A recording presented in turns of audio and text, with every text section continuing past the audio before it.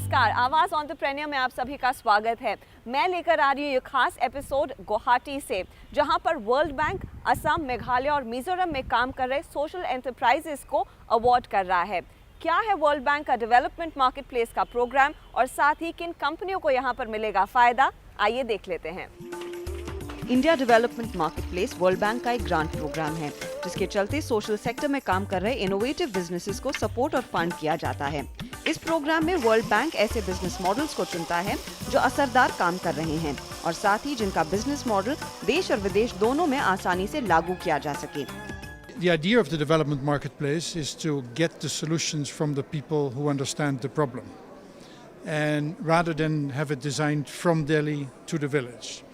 So the beneficiaries, they will get money, but they will also get assistance to understand how they can develop their idea in a business-like way, not just as an idea.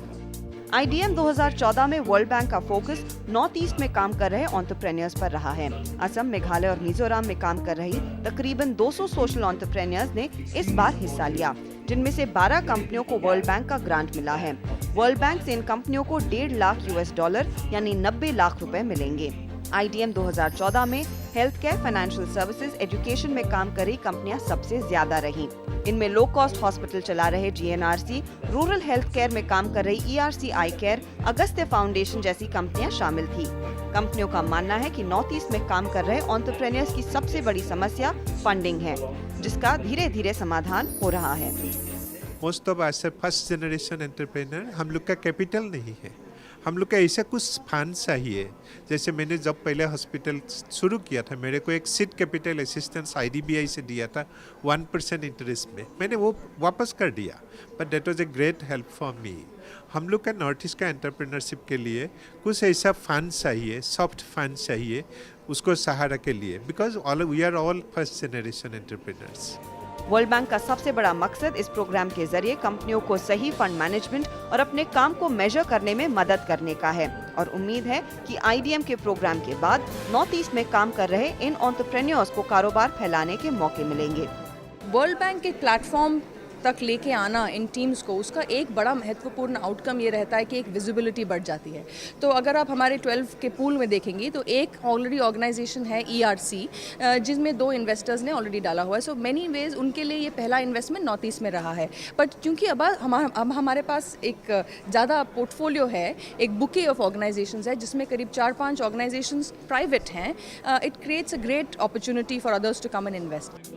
2011 से शुरू हुए India development market place के जरिए world bank ने अब तक भारत के 6 राज्यों में 34 प्रोजेक्ट को $3 मिलियन की फंडिंग दी है।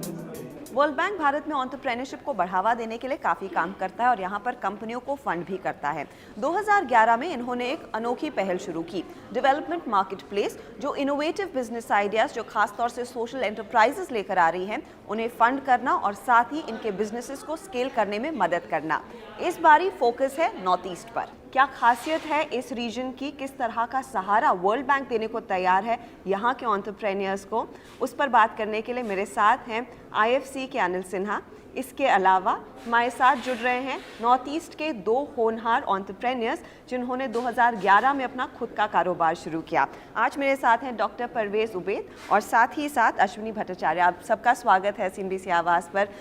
सबसे पहले सिन्हा साहब, मैं आपसे ये जानना चाहूँगी, development market place world bank का यह पूरा कॉन्सेप्ट, ये पूरी पहल कितनी अहम है भारत में इस समय? जो सोशल एंटरप्राइज मूवमेंट जिसको बोलते हैं, यानी कि एंटरप्राइजेस जिनका मकसद है सस्टेनेबली सोशल इम्पैक्ट डिलीवर करना, ये मूवमेंट 5 साल से इंडिया में काफ़ी डेवलप कर रहा है।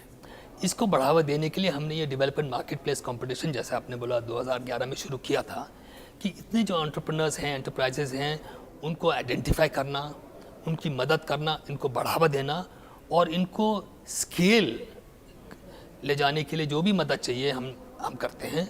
और स्केल के लिए 2 चीज़ें, या तो बिजनेस भी बढ़ावा करे या मॉडल्स या आइडियाज़ ट्रांसफ़र करें। तो ये कंपटीशन दोनों की मदद करता है। सिन्हा साहब, लेकिन नॉर्थ ईस्ट पर फोकस क्यों? क्योंकि आप पहले बिहार, राजस्थान जैसे क्षेत्रों में काम कर चुके हैं। इस बारी 2014 के साल में नॉर्थ ईस्ट पर खासा ध्यान क्यों गया है? 5-6 साल में नॉर्थ ईस्ट में एंटरप्रेन्योरशिप बहुत ही डेवलप किया है। शायद लेट डेवलपर था एंटरप्रेन्योरशिप नॉर्थ ईस्ट में, क्योंकि ट्रेडिशनल सोशल रीजंस हो सकते हैं उसके, बट अब जो बढ़ावा आ रहा है बिल्कुल उसको हम सपोर्ट करते हैं कि वो आगे बढ़े। इनफैक्ट हमने देखा भी है नई सरकार के आने के साथ ही डॉक्टर उबैद, नॉर्थ ईस्ट की काफ़ी चर्चा हुई है। नरेंद्र मोदी ने सिक्किम को अपने स्पीचेस में कई बारी उसका नाम लिया है। इनफैक्ट अपने एजेंडा में भी उन्होंने कहा है कि नॉर्थ ईस्ट को बढ़ावा देना चाहिए। आपको क्या लग रहा है इस समय क्या चैलेंजेस हैं इस क्षेत्र में एंटरप्राइज शुरू करना, अपना खुद का कारोबार शुरू करने की? तो entrepreneurship as such north east में इतना डेवलप नहीं है। जब मैंने शुरू किया था, so I was basically clueless besides the idea. जो आइडिया था उसको कैसे इम्प्लीमेंट करें, बिजनेस प्लान से लेके फंडिंग तक, it was a huge challenge. And हम लोगों का लक अच्छा था कि हम लोगों ने एक नेटवर्क से दूसरा नेटवर्क ऐसे करके कोई अवार्ड भी जीता, तो उससे थोड़ा हम लोगों को लाइमलाइट में आ गए हम लोग, और जिसके कारण जो एंटरप्रेन्योरशिप इकोसिस्टम है, specially in the social enterprise space, we got connected to that, and उसके लिए हम लोगों के लिए रास्ता थोड़ा इजी हुआ। Otherwise for a simple entrepreneur who might not be connected to the ecosystem, progressing would be difficult, because उसको ना कोई बैंक सहायता देगा, ना गवर्नमेंट ऑफिशियल्स रिकॉग्नाइज करेंगे, उसको खुद करना पड़ेगा, और वो अच्छा काम भी करे उसका पेस बहुत स्लो होगा, क्योंकि यहाँ एनवायरनमेंट ऐसा नहीं है कि you are encourage to do business also socially. Ashwini, आप लार्जली मार्जिनल फार्मर्स के साथ काम करते हैं, चेष्टा की क्या कोशिश है? सिर्फ बॉटम ऑफ द पिरामिड काम करना या फिर प्रॉफिटेबिलिटी पर भी जोर देना और इन मार्जिनल फार्मर्स को ज़्यादा से ज़्यादा इंडिपेंडेंट बनाना? या बेसिकली जैसे हम नॉर्थ ईस्ट का बात करेंगे, एक है प्रॉब्लम्स एंड इशूज़ जो बोल रहे हैं, एक है मैक्रो लेवल में जो ओवरऑल इकोसिस्टम है, मैक्रो एनवायरनमेंट है, एक है डेफिसिट बहुत ज़्यादा है, जैसे governance deficits, law and order situation, frequent disturbances due to conflicts, burns etcetera, तो वो बहुत इफेक्ट करता है। एंड दूसरा है कि अभी सरकार बहुत जगह पे सोशल एंटरप्राइज के मोड में काम कर रहे हैं, but at the same time well social enterprise approaches government, they are not supporting the professional cause for this region to be at par with Indian and global standard. Despite that, हमने देखा है कि world bank ने ये identify किया था और आपने भी आइडेंटिफाई किया था कि काफ़ी टैलेंट है इस क्षेत्र में। इनफैक्ट CNBC आवास की जो पहल मास्टरप्रेन्योर थी, वो सब जानते हैं कि यहाँ पर दो जो हमारे विजेता थे, द विनर हसीना खरबी शिलोंग में काम करती हैं, और साथ ही साथ आरोहन फूड्स गुवाहाटी की ही कंपनी है। तो अब आपको क्या लग रहा है, टैलेंट है लेकिन उसको और बढ़ावा देने या फिर उस पुश की ही ज़रूरत है? 3 प्रकार की प्रॉब्लम आती हैं। एक तो HR, जैसे ही बिजनेस डेवलप करती है, काफ़ी ये एंटरप्रेन्योर्स तो ये सोशल गुड की तौर से आते हैं, बट बिजनेस रन करने में और जैसे आप एक्सपैंड करें तो और प्रोफेशनलिज्म चाहिए, how to run a business. Second problem उसके सबसेट ही है HR। Attracting good talent for social enterprises is still a challenge, and how do you retain? Third area जैसे हमने सुना है, ये supply chain, distribution chain develop करना, और इसमें भी अगर पार्टनरशिप हो जाए कॉर्पोरेट्स की। फॉर एग्जांपल यूनिलीवर ने वाटर फिल्टर निकाला है पुट, बट उनकी क्योंकि डिस्ट्रीब्यूशन चेन इतनी स्ट्रांग है, ये सोशल बिजनेस की डिस्ट्रीब्यूशन उनके सप्लाई चेन के द्वारा हो रही है। सो अगर ये 3 एरियाज में थोड़ा फोकस करा जाए, आई थिंक नॉर्थ ईस्ट में पोटेंशियल बहुत है। Doctor Parvez, normally north east में हमने देखा है जिन सेक्टर्स में सबसे ज़्यादा लोग काम कर रहे हैं, वो फार्मिंग रिलेटेड है, एनिमल हस्बेंड्री है, एजुकेशन, और जिस क्षेत्र में आप है रूरल हेल्थ केयर प्रोवाइड करना।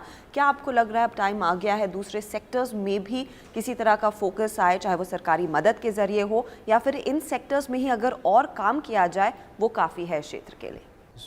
मेरे हिसाब से जो इकोनॉमिक एम्पावरमेंट है लोगों का, that economic empowerment will come through improved agriculture, क्योंकि अगर हम भी कोई सर्विस प्रोवाइड कर रहे हैं हेल्थ केयर में, वो सर्विस को टेकअप करने के लिए लोगों के पास पैसा होना पड़ेगा।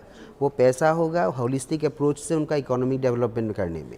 और हम लोग जैसे अपना जहाँ हम लोग काम करते हैं रूरल एरियाज़ में, वहाँ देखा है कि 80 to 90% of the people depend on agriculture as their only livelihood, and that too seasonal, because Assam में 2 सीज़न में खेती नहीं होता है, एक सीज़न में खेती होता है। सो अगर एग्रीकल्चर में फोकस किया जाए, I think that's the most important part.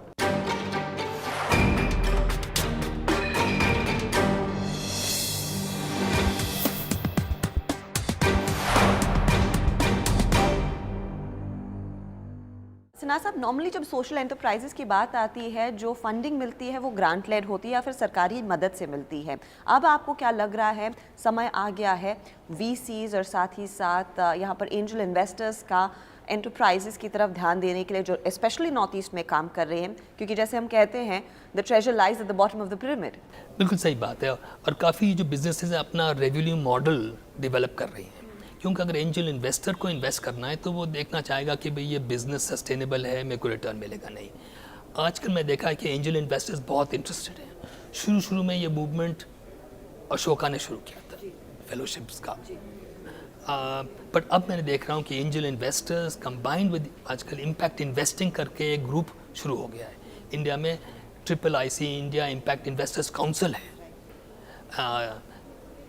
For example आपने जिक्र किया आरोहन फूड्स का, उसमें एक एंजल इन्वेस्टर और इम्पैक्ट फंड ने इन्वेस्ट किया है। तो इंक्रीजिंगली हम देख रहे हैं कि इम्पैक्ट फंडिंग आ रहा है इस स्पेस में, और इसमें जब तक हम रिटर्न नहीं दिखाएंगे ये मूवमेंट बढ़ेगा नहीं। तो अब ये थोड़ा चैलेंज है। और सेकंड चैलेंज ये है कि अगर हम बोलते हैं कि हम सोशल हैं तो हमारी ड्यूटी है कि हम impact measurable evidence based development impact दिखाएं, नहीं तो वो क्रेडिबिलिटी नहीं रहेगी। प्रॉफिटेबिलिटी की आपने बात मेंशन की, डॉक्टर परवेज़, मैं आपकी एक्सपीरियंस जानना चाहूँगी कि आपकी कंपनी इस समय प्रॉफिटेबल है या फिर प्रॉफिटेबिलिटी की ओर बढ़ने के लिए आपको क्या लग रहा है, बिजनेस में क्या डिफरेंसेस लाने पड़ेंगे, अब उसको कैसे आप एक प्रॉफिटेबल वेंचर की तरह चलाएं? I think if you do a pilot and you know that you have to know whether it is working or not, because you cannot be waiting for angel investments to come in. That is a catch-22 situation. मेरा business plan है, फिर लोग पैसा देंगे मैं करूँगा, क्यों, मगर वो लोग भी पैसा नहीं देंगे बिकॉज आपको प्रूफ ऑफ कॉन्सेप्ट नहीं है, इसलिए आपका कुछ नहीं होने वाला। तो उसको to move that forward, you have to make a business model wherein you can sustain yourself even if no angel investor is there, even if no organizations like World Bank are helping you, and sustain yourself. हम लोग without any external funding sustain थे, profitable नहीं थे। Sustainable means हम लोग अपना salary दे के थोड़ा एक्सपेंशन करके मैनेज कर लें। अभी जो ट्रेजेक्टरी है, ग्रोथ ट्रेजेक्टरी, वो आपका वेलोसिटी बढ़ जाता है जब IFC, वर्ल्ड बैंक और एंजल इन्वेस्टर्स या VC फंड्स आ जाते हैं। प्रॉफिटेबल होना इम्पॉर्टेंट है इन ऑर्गेनाइजेशंस के लिए, लेकिन अपने बिजनेस को कैसे ढालें ऐसे चैलेंजिंग एनवायरनमेंट में?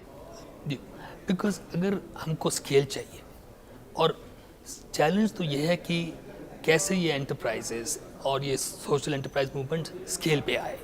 छोटे छोटे प्रोजेक्ट्स अपने अपने इलाके में तो ठीक है, बट उनमें इम्पैक्ट नहीं आ रहा है। तो अगर आपको स्केल चाहिए, अगर प्रॉफिटेबल है कंपनी तो वो स्केल जल्दी कर पाएगी क्लियरली। तो स्केलिंग के लिए बहुत ज़रूरी है प्रॉफिटेबिलिटी, बट कभी कभी रेवेन्यू मॉडल हो सकते हैं और delivering last mile services for government. तो हम पब्लिक प्राइवेट पार्टनरशिप की बात तो हो रही है कि अगर गवर्नमेंट आई केयर करना चाहता है, गवर्नमेंट खुद अपने कैंप्स लगाए, क्यों ना इनके साथ पार्टनरशिप करें। So the use of social enterprises for last mile delivery of government programs and priorities is a very interesting space, and to how to structure that partnership, the big issue becomes if the payment doesn't come on time. Could we look at a scheme for social businesses also, where maybe the international organizations can get behind such a scheme to ensure payment even through an escrow account system to social enterprises who have delivered services that are needed as per an agreement. In fact जो नए efforts की बात हो रही, नई सरकार ने clearly indication दिया है कि SME बैंक्स पर वो जोर देंगे। इसके अलावा अडॉप्शन ऑफ टेक्नोलॉजी एक इम्पॉर्टेंट फैक्टर रहेगा। आपको क्या लग रहा है, कुछ और मेजर्स जो इस समय लेने चाहिए ताकि आप जैसे एंटरप्राइजेस को और बढ़ावा मिले? एक जो है पब्लिक प्राइवेट पार्टनरशिप, जैसे जैसे गवर्नमेंट का जो डिस्पेंसरीज हैं वहाँ कोई कभी ऑप्टोमेट्रिस्ट आते हैं मगर कॉम्प्रिहेंसिव केयर नहीं है, क्योंकि चश्मा लोगों को अल्टीमेटली मिलता नहीं है, एक्सेस इश्यू रह जाता है, उसको चश्मा लेने फिर सिटी जाना पड़ता है, कोई फ़ायदा नहीं होता है। तो अगर for example if government as he was saying where to outsource that to us, we can do it at almost half the cost of what government is doing. Secondly, Assam, especially in the northeast, you have to almost sometimes 20 working days mostly because local bandhs रहते हैं, general bandhs रहते हैं, strike रहता है, so that kind, but you have to pay salaries for 30 days, so that's always an issue. एक तो है आपका प्रॉफिट कम है बिकॉज आप ऐसा स्पेस पे काम कर रहे हैं कि वॉल्यूम चाहिए आपको प्रॉफिटेबल होने के लिए, ना कि एक सेल को करके आप पूरा दिन बैठ सकते हैं, मगर वो वॉल्यूम के लिए आपको हर दिन काम करना पड़ेगा, मगर आप काम कर नहीं कर पा रहे हैं क्योंकि आपको 20 दिन ही काम करना मिल रहा है, टीम बैठा हुआ है। सो वो भी ऐसा मैंने it's a situation where you want to work, you can not work, and that's why ultimately you are losing out. So that the environment को ठीक करना I think is very very important. Competitiveness को बढ़ावा देना वो कितना अहम है ताकि और भी चैलेंजिंग एनवायरनमेंट हो कंपनियों के लिए? नहीं, वो तो बहुत अच्छी बात है। जैसे गवर्नमेंट में मैंने बोला कि गवर्नमेंट ने भी अभी सोशल एंटरप्राइज की तरह काम करने लगा, तो उससे कंपटीशन बढ़ रहा है, वेरी गुड थिंग। तो उससे सोशल एंटरप्राइज के भी capacity plus way of dealing with things it will increase many fold. तो दूसरा बात एक है कि गवर्नमेंट जैसे अभी काम कर रहा है, तो उसमें भी कुछ चीज़ भी जैसे क्रिएटिव वे में करे, जैसे वेलफेयर स्कीम्स इतना है उनका, लाइक MGNREGA, तो उसको ट्रेडिशनली दे आर डूइंग खाली रोड बनाते हैं, तो उससे कुछ होता नहीं है। तो उसको कैसे पूर एंड मार्जिनल का एसेट बेस बढ़ाए, उनका इरिगेशन बढ़ाए, उस तरह का काम की ताकि उसको प्रोडक्टिव बढ़ सकता है, ही the families become productive. Development सबसे इम्पोर्टेंट है। या स्किल डेवलपमेंट। और जैसे सरकार ने आपने बोला कुछ प्रायोरिटीज़ की है कि नॉर्थ ईस्ट ऑर्गेनिक हब बन सकता। Actually north east by default organic है, तो उसको हम लोग बाय डिज़ाइन बनाए ताकि उसको हम प्रिविलेज, उसका प्रीमियम हम ले सके।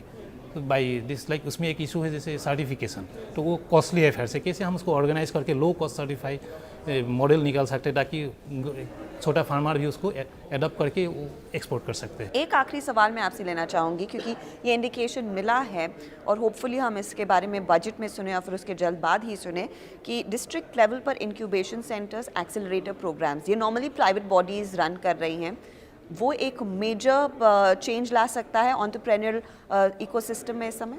बिल्कुल ला सकता है जी। और कई जो एग्जांपल्स हैं बिल्कुल वर्ल्ड क्लास हैं। जो IIM अहमदाबाद का जो इंक्यूबेटर है और उसके साथ एक फंड भी अटैच्ड है, इनफ्यूज, जिसमें IFC ने फंडिंग की है, उसमें से जो कंपनियां निकल रही हैं और बिजनेस निकल रहे हैं, they are becoming international level players now. तो इसमें बहुत ही इम्पोर्टेंट ये कंट्रीब्यूशन होगा और इसमें सब donors, development agencies, entrepreneur organisation सबको मिलकर काम करना होगा और ऑफ कोर्स सक्सेस स्टोरीज आपको दिखानी होंगी। जी डेफिनेटली। इसी के साथ बहुत बहुत धन्यवाद हमारे लिए समय निकालने के लिए, and we wish you all the very best in enterprises को, and of course World Bank and IFC को भी इस तरह के एफर्ट्स में निवेश करने के लिए। इसी के साथ हम लेंगे एक छोटा सा ब्रेक। आप बने रहिए CNBC आवाज़ के साथ।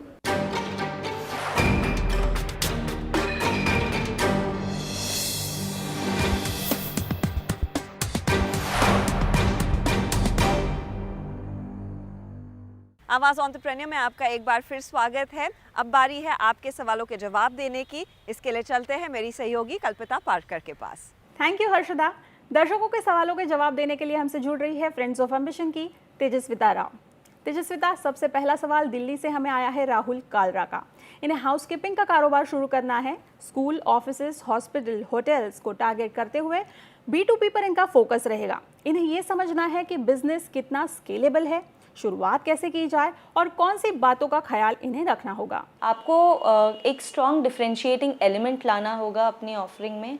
This could be in terms of the products that you are providing, या फिर आप जिस तरह से प्रोडक्ट्स की बंडलिंग करते हैं उसमें कुछ आप इनोवेटिव कर सकते हैं, और you can introduce a service element as well to your offering.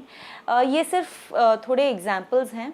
आपको मैं ये कहना चाहूँगी दैट आपको डिफरेंशिएट करना होगा अपने प्रोडक्ट ऑफरिंग को, and you will have to ensure that whatever you are providing customers perceive value in it, and if required they are also willing to pay a premium for it. तो इसे ध्यान में रखते हुए आप एक stable और एक ग्रोइंग बिजनेस बना सकते हैं इस एरिया में। चलिए अगला सवाल लेते हैं, वो है भोपाल से शारुल गोयल का। इन्होंने MBA की पढ़ाई की है, फिलहाल मार्केटिंग जॉब कर रहे हैं, लेकिन वेजिटेबल्स और सीरियल्स की फार्मिंग का बिजनेस इन्हें करना है। इन शॉर्ट इन्हें किसान बनना है। इनके पास 20 एकड़ ज़मीन भी है, लेकिन खेती का कोई बैकग्राउंड नहीं है।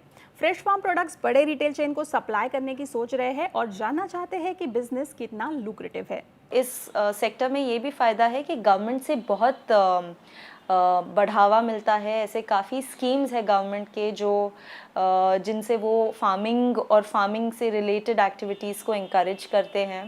न्यूट्री फार्मिंग और ऑर्गेनिक फार्मिंग जैसी जो नई प्रैक्टिसेस हैं उन्हें काफ़ी बढ़ावा और इंकरेजमेंट मिलता है।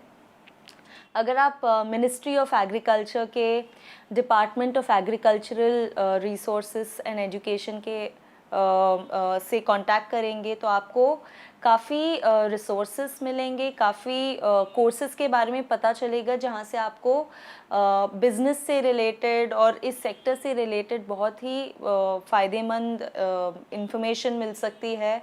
आपका ग्राउंड वर्क बहुत ही अच्छे से हो सकता है। तो आई सजेस्ट कि आप इन रिसोर्सेज को फुल्ली यूटिलाइज़ करें, गवर्नमेंट स्कीम्स को अच्छी तरह से समझें, फार्मर्स से बहुत इंटरेक्ट करें ताकि आपको और भी ज़्यादा इंफॉर्मेशन मिले इस एरिया के बारे में। तो ये सब करते हुए आप एक होपफुली एक बहुत सक्सेसफुल वेंचर शुरू कर सकते हैं। All the best. इसी के साथ आवाज़ एंटरप्रेन्योर के इस एपिसोड में इतना ही। आपको हमारा कार्यक्रम कैसा लगा इसका फीडबैक हमें ज़रूर दें फेसबुक, ट्विटर के ज़रिए, और अब आप हमें ईमेल भी कर सकते हैं ae@network18online.com पर। अगले हफ्ते फिर मिलेंगे कुछ और नए आइडियाज़ के साथ। नमस्कार एंड टेक केयर।